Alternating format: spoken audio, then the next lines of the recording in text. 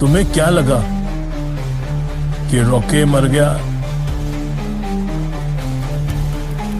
अभी तो कहानी शुरू हुई है।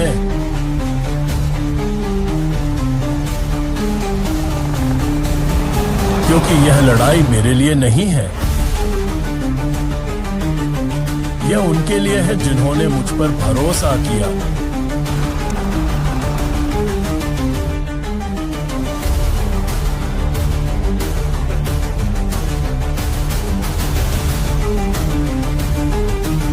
जब तक मेरे अंदर हौसला है, मैं पीछे नहीं हटूंगा।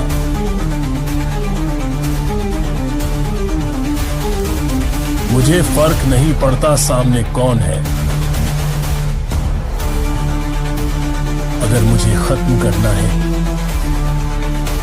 तो अपनी पूरी दम के साथ आ। जो मेरे खिलाफ खड़ा होगा वो जिंदा नहीं बचेगा, और जो मेरे साथ चलेगा पूरी दुनिया उसके आगे झुकेगी।